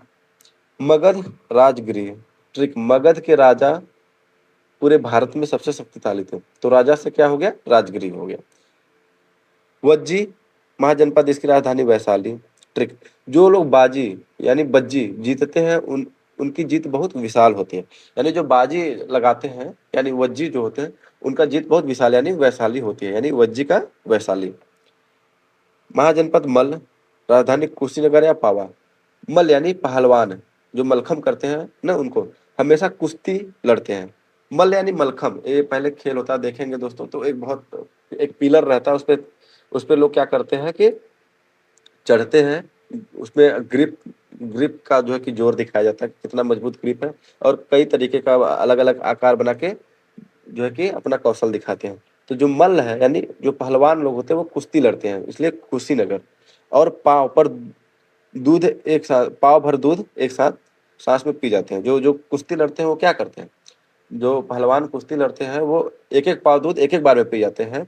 तो जो मल्ल है महाजनपद, उसकी जो राजधानी है कुशीनगर और पावा। ठीक, महाजनपद कौशल, इसकी राजधानी श्रावस्ती। जो लोग काम में कुशल होते हैं वो बहुत ही अच्छी बस्ती बसाते हैं, तो श्रावस्ती हो जाएगा। तो यानी कि कौशल का श्रावस्ती, यानी कुशल लोग अच्छी बस्ती का निर्माण करते हैं, तो कौशल का श्रावस्ती, बस्ती से श्रावस्ती। चेदी, राजधानी सुक्तिमती। ट्रिक, पत्थर या दीवार में छेद करने के लिए बहुत ज्यादा शक्ति चाहिए। तो यानी जो छेद है यानी छेदी है उसके लिए बहुत ज्यादा शक्ति की आवश्यकता होती है। तो इसलिए जो इससे हम याद कर लेंगे कि जो चेदी जो है कि महाजनपद है उसकी राजधानी क्या है, सुक्तिमती है। वत्स महाजनपद, इसकी राजधानी कौसंबी। ऋषि मुनि कहते हैं हे वत्स, बुरे लोगों से हमेशा कोसों दूर रहो। यानी वत्स यानी बेटा, बुरे लोग जो है उनसे दूर रहो, है ना। तो यानी वत्स से कौसंबी, कोस यानी कौसंबी, वत्स से बेटा, ठीक। तो इससे हम आसानी से याद कर लेंगे। काशी की वाराणसी, यह तो वैसे ही याद रहता है, वरुणा और अस्सी नदी के संगम पर वाराणसी, तो याद रखना है काशी का वाराणसी। वैसे भी एक वाराणसी करके मूवी भी आ रही है SS राजामौली की, है ना। हमारा अगला महाजनपद है कुरु, इसकी राजधानी है इंद्रप्रस्थ। कौरव, कुरु से कौरव, कौरव ने ही छल से पांडव का इंद्रप्रस्थ छीन लिया था। तो ये क्या दोनों क्या है, महाभारत के टाइम का है, तो ये आसानी से याद हो जाएगा, कुरु यानी इंद्रप्रस्थ, ये तो हमको आसानी से याद रहेगा। पांचाल का अहिछत्र या काम्पिल, एक साथ 5 सांपों को फन फैलाकर देखकर लोग डर से कांपने लगे। तो जो पांचाल है यानी 5 सांप, इसको मान लो सांप यानी सांप को क्या बोलते हैं, अही बोला जाता है ना। तो 5 सांपों को एक साथ देख के लोग क्या करते हैं, कांपने लगते हैं। तो पांचाल का क्या हो गया, 5 सांप, अही यानी सांप। तो पांचाल की राजधानी अहिछत्र या फिर काम्पिल, कांपने लगे, ठीक। सूरसेन महाजनपद, सूरसेन, इसकी राजधानी मथुरा। दुनिया के सबसे बड़े सूरवीर भगवान श्री कृष्ण मथुरा में पैदा हुए थे। जो सूरवीर श्री कृष्ण भगवान है वो कहाँ पैदा हुए, मथुरा में पैदा हुए। तो इसलिए हम याद रखेंगे इस तरीके से कि सूरसेन महाजनपद की राजधानी मथुरा है। मत्स्य, इसका राजधानी विराटनगर। तो ट्रिक क्या है, मत्स्य यानी मछली, जैसे ब्लू व्हेल का आकार बहुत ही विराट होता है। जो ब्लू व्हेल होता है मछली, उसका आकार क्या होता है, बहुत विराट होता है। तो हम इससे याद कर लेंगे कि जो महाजनपद हमारा मत्स्य है उसकी जो राजधानी है वो क्या है, विराटनगर है।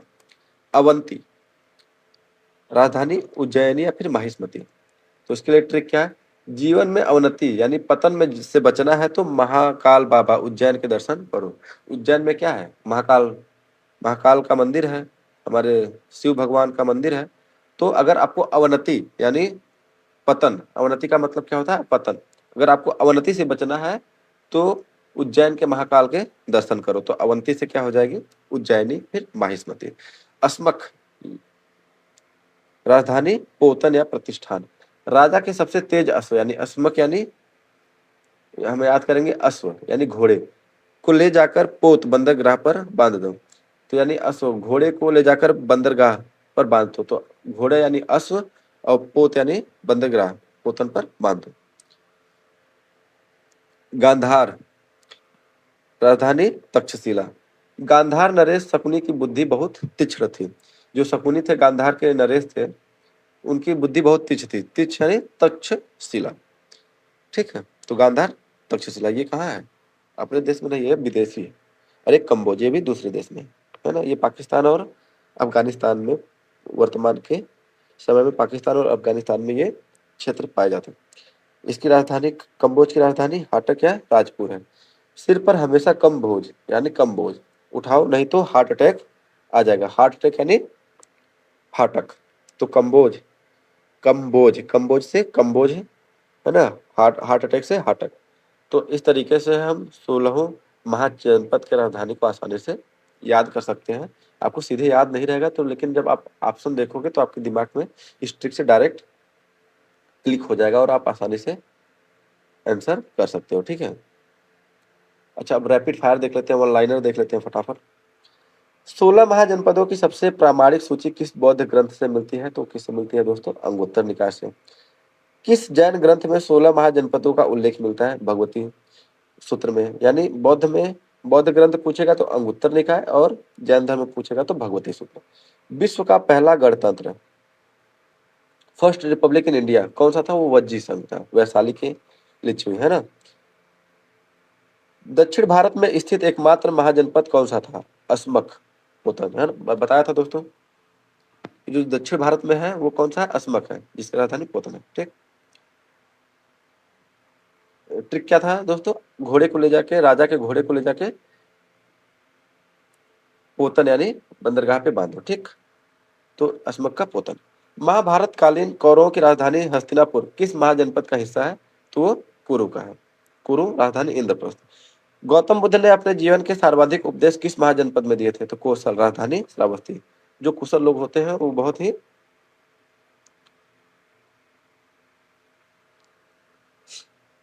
श्रम वाले होते हैं ना, तो ये यहाँ ये ट्रिक आप ऐसे ही बना सकते हैं, कुशल लोग बहुत ज्यादा श्रम करते हैं ना, जो ज्यादा श्रम करते हैं बहुत कुशल लोग होते हैं, तो ऐसे भी याद कर सकते हैं। तो ट्रिक क्या है कि आपको ऐसे बनाना है कि जब आपको परीक्षा में बैठो तो आपको आसानी से याद हो जाए। भगवान बुद्ध को महापरिनिर्वाण किस महाजनपद में प्राप्त हुआ था? मल्ल, कुशीनगर में, है ना। मल्ल यानी पहलवान, कुश यानी कुश्ती लड़ते हैं। ठीक, पाव भर दूध पी जाते हैं, याद आया। अवंती महाजनपद का प्रसिद्ध राजा कौन था जिसका पीलिया जॉन्डिस ठीक करने के लिए बिंबिसार ने अपने वैद्य जीवक को भेजा था? तो कौन थे वो राजा? चंड प्रद्योत थे। शिशुनाग वंश के समय किस महाजनपद को अंतिम रूप से मगध साम्राज्य में मिला लिया गया था? वो अवंती को मिला लिया गया था। ठीक है, तो इसका राजधानी हमको याद होगा उज्जैन, है ना।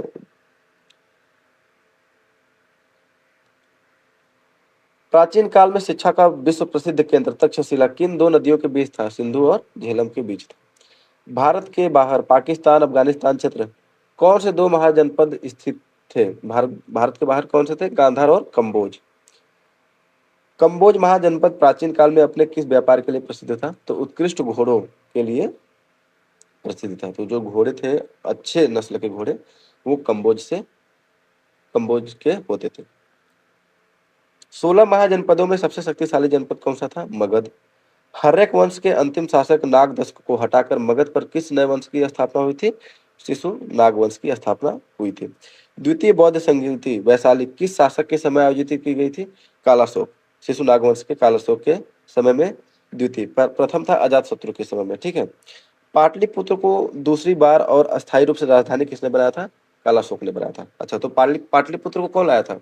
उदयन ने लाया था। ठीक है, उदयन ने पाटलिपुत्र नामक शहर बसाया और उसको मगध का राजधानी बनाता है। फिर पाटलिपुत्र से वापस राजधानी किसने, कौन लेके चला गया? पाटलिपुत्र को, मतलब पाटलिपुत्र से फिर राजधानी वापस राजगृह चला जाता है। फिर उसको दूसरी बार अस्थायी रूप से राजधानी किसने बनाया था? कालाशोक ने। किस वंश से थे? शिशुनाग वंश के थे। नंद वंश संस्थापक कौन था? नंद वंश का संस्थापक कौन था? महापद्मनंद। इसे सर्वछत्रांतक और एकराट भी कहा जाता है। तो यानी सर्वछत्रांतक और एकराट की उपाधि किसको मिली थी? महापद्मनंद को, और इन्होंने ही नंद वंश की स्थापना की थी। सिकंदर ने जब भारत पर आक्रमण किया, कब किया था? 326 बीसी में। तब मगध का शासक कौन था? तो धनानंद था। कौन था? धनानंद। धनानंद को हराकर मगध पर मौर्य वंश की स्थापना किसने की थी? चंद्रगुप्त मौर्य ने। चाणक्य की मदद से चंद्रगुप्त मौर्य ने धनानंद को हराकर मगध पर मौर्य वंश की स्थापना की। दक्षिण भारत गोदावरी नदी के तट में स्थित एकमात्र महाजनपद कौन सा था? अस्मक, बताया था दोस्तों। इसकी राजधानी पोतन या प्रतिष्ठान थी। सूरसेन महाजनपद की राजधानी कहाँ थी? मथुरा। सूरसेन, मथुरा। ठीक है, सूरसेन जो सूरवीर होते हैं, कौन? श्री कृष्ण भगवान, वो कहाँ के थे? मथुरा के से थे। भारत के बाहर यानी वर्तमान पाकिस्तान और अफगानिस्तान स्थित दो महाजनपद कौन से हैं? गांधार और कंपोज। विश्व का पहला गणतंत्र कहाँ स्थापित हुआ था? वैशाली में, लिच्छवी के द्वारा। मल्ल महाजनपद की राजधानी क्या थी जहां बुद्ध को महापरिनिर्वाण प्राप्त हुआ? तो कुशीनगर। गौतम बुद्ध और महावीर स्वामी के समयकालीन कौशल देश के राजा कौन थे? प्रसेनजीत थे। कौन थे? प्रसेनजीत थे। तो इसी के साथ ये हमारा सेकेंड वीडियो जो है एंड होता है। अगर आप यहाँ तक देख लिए हैं और अगर आपको ये वीडियो पसंद आया है दोस्तों, तो जरूर वीडियो को लाइक करें, कमेंट करें और चैनल को सब्सक्राइब करें और अपने दोस्तों के साथ शेयर करें। धन्यवाद। जय हिंद, जय भारत।